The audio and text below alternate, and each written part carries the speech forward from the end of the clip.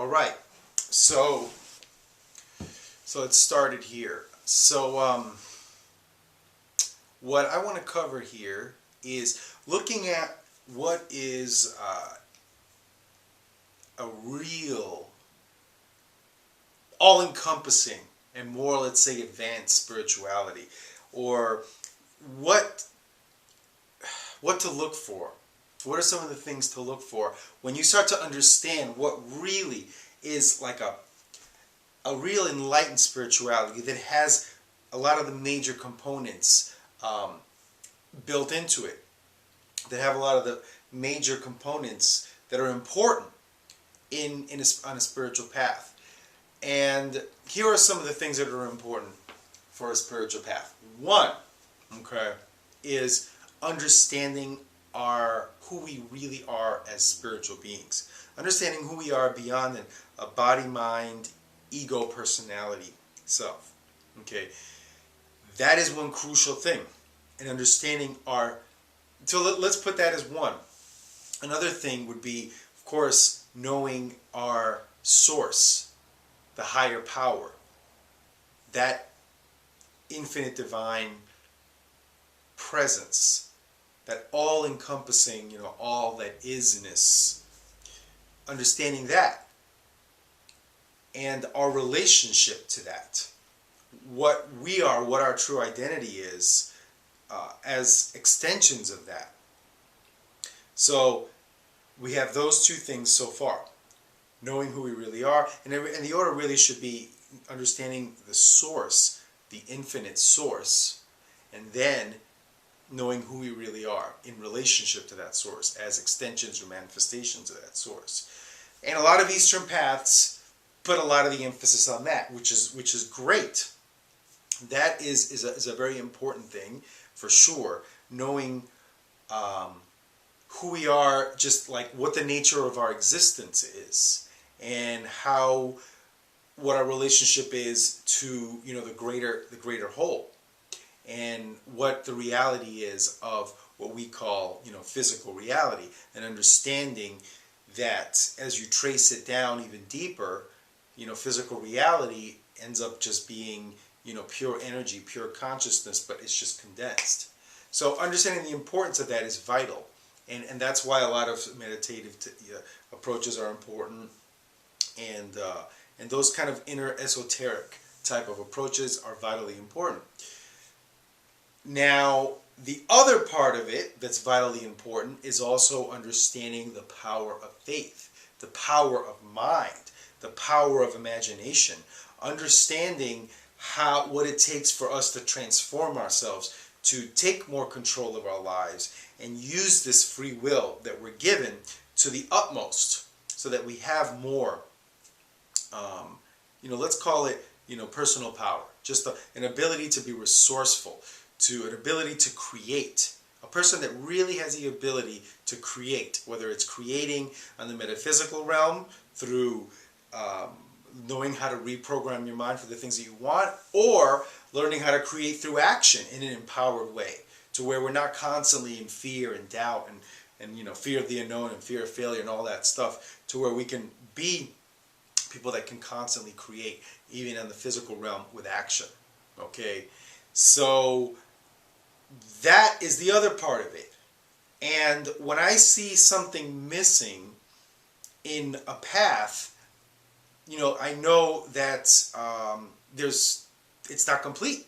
So let me be specific. Like, for example, I see a lot of ardent Indian philosophy followers, and while it's cool to understand meditating and the contemplation and going within and contemplating all those things, almost, not all of them, but the vast majority of those paths have put very little emphasis on power of mind, power of faith, what we can do with that power of mind, having more personal power, having the ability to develop more, power of will, and understanding how we program our minds, and using the most of this body, mind, ego, personality. Not just transcending it, but understanding as an instrument understanding this instrument in a more thorough way. Not just like, oh, you're just the false self and you need to transcend that. That's only a piece of the pie. So I don't care when I see people, on Eastern paths, I don't care how many mantras they do all day long, and how much they meditate on certain things, and even how much they focus on, their chakras and all that. Okay, I don't care how much they go down that path. If they do not understand and are not working on harnessing the power of mind and using their free will to the fullest, and mastering, creating their reality by understanding the power of mind and what we can create through that, how we can sculpt our reality. If an Indian path or an Eastern path does not have that, then they're sorely missing something. Okay, I know that I see a lot of people that they get all excited because they do the yoga, or they know a lot about the chakras, or they know a lot about mantras, and they go on and on about that. But the reason why a path cannot be complete without the other side of it, understanding more of the power of mind and how to have personal power, is because you won't be functional. You will not be a functional, empowered person. You absolutely won't. And somebody has not harnessed more personal power, is just a disempowered being. And by just being very esoteric and understanding, that, oh, it's all an illusion, and understanding that, where a lot of that is true, yeah, it is an illusion that, that there is time and space and distance, and that, the illusion of duality, that is an illusion. But it doesn't end there. That's like a small piece of the pie in what a full spectrum spirituality is. So when I see people too hung up on those kind of esoteric things, and they're not, my quick way to gauge it is how much emphasis are they also putting in understanding power of mind, and the ability to develop more personal power. When I don't see that, I know that something's missing. Now, of course, on the other side of the spectrum, you see a lot of the, kind of personal development stuff that talks about, visualizing and goals and going for it and all that. And, and some of these paths very sorely underemphasize the esoteric parts of it. Understanding the greater whole and our relationship and who we really are as spiritual beings. You don't want to completely ignore the deeper elements of enlightenment, because there's so much more power in understanding these metaphysical principles, and possibly how it can even better your life when you're supported by this infinite intelligence.